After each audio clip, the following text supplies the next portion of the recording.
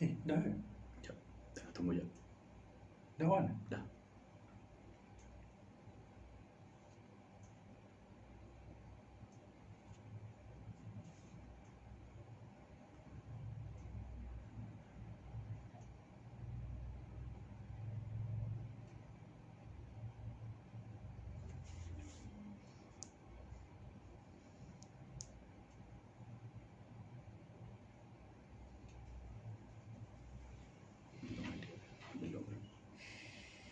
Belum ada yang masuk.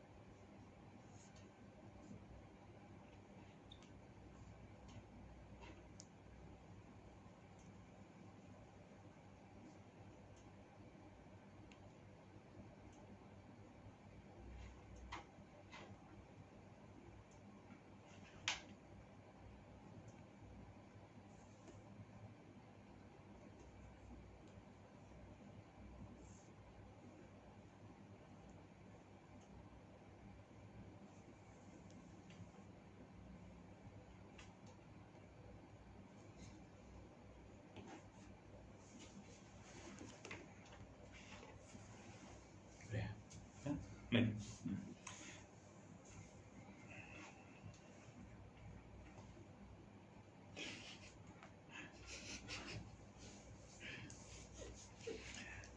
A'udzubillahi minasyaitonir rajim. Bismillahirrahmanirrahim. Alhamdulillahirabbil alamin. Wa bihi nasta'in ala umuri dunya waddin. Wa sallallahu ala sayyidina Muhammad khataman nabiyyin wa ala alihi wa sahbihi ajma'in. Allahumma salli ala sayyidina Muhammad tibbil qulubi wa dawaiha wa sihhatil abdani wa shifaiha wa nuril absar wa dhiyaiha wa qutil arwah wa ghidaiha wa ala alihi wa sahbihi wa barik wa sallim. Rabbi shrah li sadri wa yassir li amri wa hlul 'uqdatam min lisani yafqahu qawli wa saddid lisani wa hdi qalbi bihaqqi sayyidina Rasulillah sallallahu alaihi wa sahbihi wa barik wa sallam. Waf'al kadzalika li ahbabi ya rabbil alamin. Allahumma inna nastaudi'uka ma qara'nahu aw naqra'uhu fi hadzal majlis wa ma qablahu wa ma ba'dahu fahfazhu 'alaina hatta taruddahu ilaina waqtah yadina ilahi ya arhamar rahimin. Allah marzuqna ilman hatta na'rifa kaifa nunajika ya Rahman ya Rabbal Alamin. Amma ba'd. Assalamualaikum warahmatullahi wabarakatuh. Pada tuan-tuan puan-puan semua yang sedang nonton kapsul 15 minit Asmaul Husna kita pada malam ini. Pada malam ini. Alhamdulillah, kita malam ni kita buat malam kapsul ni. Petang tadi kita ada sikit masalah. Tapi alhamdulillah insya-Allah, yang penting Allah Taala bagi kekuatan untuk kita menyambung apa yang kita lakukan. Moga-moga apa yang kita usahakan ini diberi ganjaran oleh Allah Subhanahu Taala walaupun penuh dengan kekurangan dan kelemahan, insya-Allah, amin. Saya juga menjawab salam kepada semua yang telah memberi komen di bahagian komen dengan lafaz Waalaikumsalam warahmatullahi wabarakatuh. Pada Puan Nurizita, Puan Rusia, Puan Mariam, Puan Siti Hajar, Puan Kamisah alias dan semua tuan-tuan perempuan yang sedang menonton. Moga-moga kita ni dirahmati oleh Allah Subhanahu Wa Taala di dunia dan di akhirat, diberi keberkatan dan keselamatan dunia dan akhirat, amin. InsyaAllah pada malam ni kita berkongsi dengan dua nama Allah Subhanahu Wa Taala daripada Asmaul Husna yang dibahaskan sekali dalam satu siri ini. Kerana sebagaimana saya sebutkan sebelum ni, para ulama menggandingkannya dalam kitab mereka, maka saya juga meniru apa yang mereka lakukan, yakni dengan menggandingkannya dalam satu perbahasan, insya-Allah, perkongsian. Jadi malam ni kita berkongsi dengan nama Al-Khafid dan Ar-Rafi'.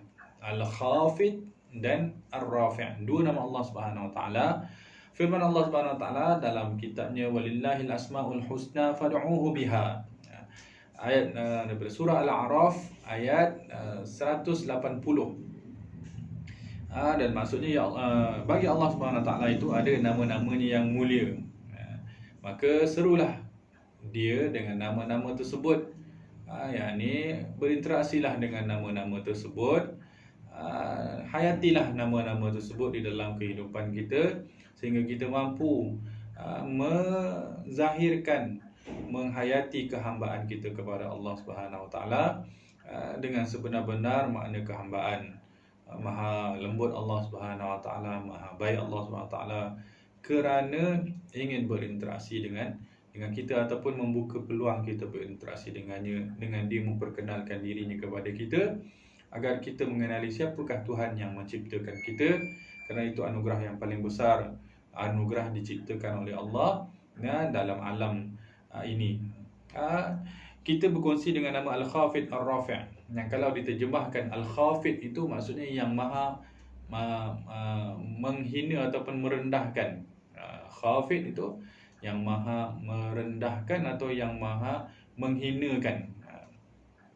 Ar-Rafi' pula maknanya yang maha meninggikan atau mengangkat.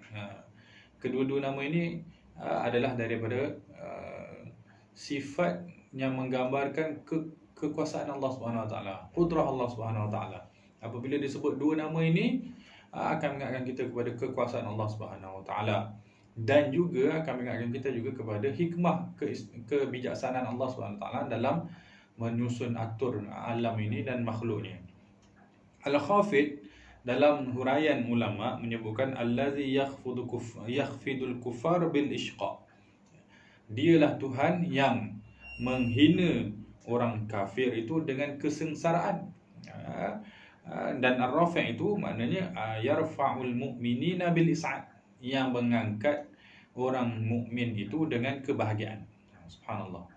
Kemudian disebutkan juga Ar-Rafi' juga maknanya yarfa'u awliya'ahu bitaqrib, yang mengangkat darjat awliya'nya, para kekasihnya, walinya, dengan mendekatkan mereka kepada Allah. Dan Al-Khafid itu maksudnya yakhfidu a'da'ahu bil ib'ad. Khafid itu maksudnya dia yang merendahkan musuh-musuhnya, yakni orang-orang yang tidak disukai oleh Allah, yakni orang-orang kafir, dengan ib'ad, dijauhkan mereka daripada Allah Subhanahu wa taala. Wa man rafa'a musyahadatu 'anil mahsusat wal mutakhayyilat wa ira.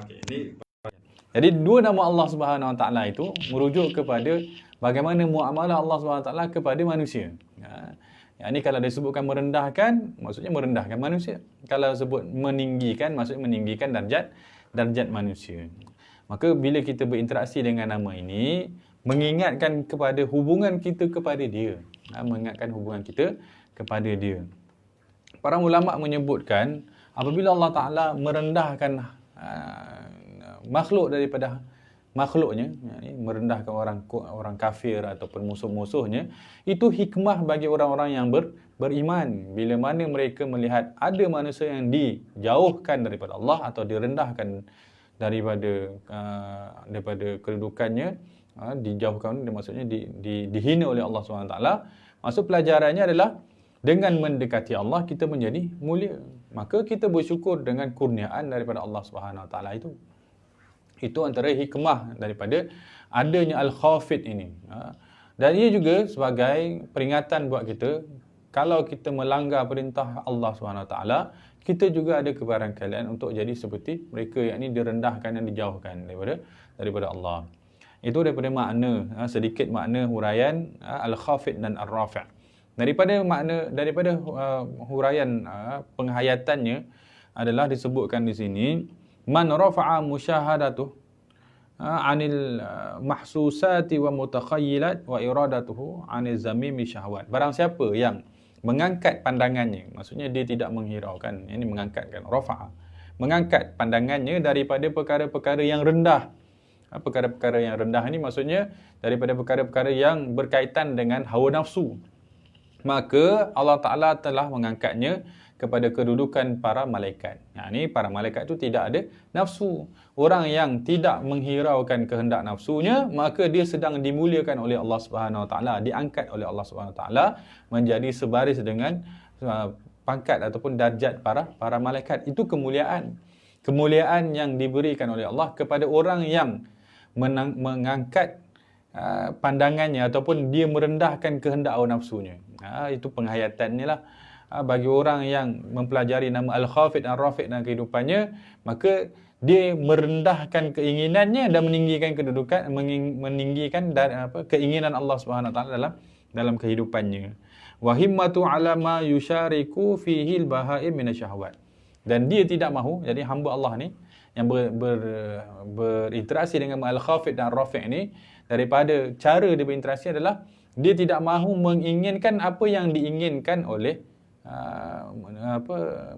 bahaim, yakni haiwan-haiwan ternak tu. Maksudnya dia tidak mahu jadi selevel dengan haiwan ternak. Apa ciri-ciri haiwan ternak? Melebihkan syahwat, melebihkan keinginan mereka tanpa berfikir apakah keuntungan dan kelemahan. Kan haiwan tu kalau dalam kehidupan mereka tu kan, kalau nak makan, kalau nak tidur, kalau nak buat anak. Manusia yang berinteraksi dengan Khafid dan Rafiq tidak pergi ke arah itu. Kalau dia nak tidur, dia akan fikir dulu, tidur ni bawa kepada ibadah ataupun bawa kepada hilang ibadah. Kalau tidurnya bawa kepada ibadah, dia tidur. Tapi kalau tidurnya menyebabkan dia kurang beribadah, maka dia kurangkan tidur tadi. Dia bukan tak tidur langsung, tapi dia kurangkan. Sama lah makan. Asyik makan. Itu orang yang tak berinteraksi dengan Khafid dan Rafiq. Kerana orang yang berinteraksi dengan Khafid dan Rafiq, dia akan memikirkan makannya itu, kalau diteruskan bawa kepada ibadah ataupun jauh kepada ibadah. Kalau dia bawa kepada ibadah, dia akan makan. Makan untuk beribadah. Tapi kalau dia bawa makan makin banyak menyebabkan jauh dari ibadah, dia kurangkan makan. Itu daripada tanda orang yang berinteraksi dengan Khafid dan Rafiq dalam kehidupannya.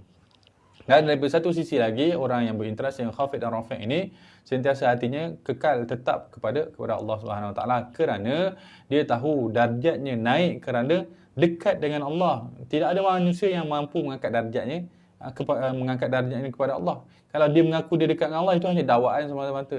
Kerana para wali itu dekat dengan Allah, bukan dia mengangkat dirinya kepada Allah, tetapi dia angkat darjatnya oleh Allah tanpa disedari oleh diri mereka. Kalau disedari pun oleh diri mereka, mereka tidak mengaku-ngaku kepada orang lain, saya ni diangkat oleh Allah. Itu pembohong, kata para ulama, kerana para wali itu tidak ada dakwaan sedemikian.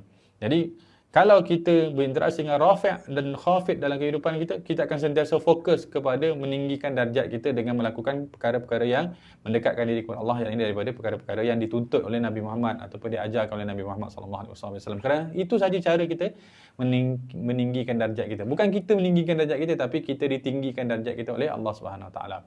Maka orang yang berinteraksi dengan Khafid dan Rafiq tidak akan memandang tidak akan berlama-lama dalam kelemahan. Dia akan sentiasa cuba menyempurnakan diri dia. Dia akan tengok apa yang belum dia buat berbanding apa yang telah dia buat. Kalau dia tengok apa yang telah dia buat, dia tidak akan mengangkat darjat dia, dia tidak akan meninggikan diri dia. Bahkan dia akan jatuh pula kerana dia lihat apa yang dia dah buat.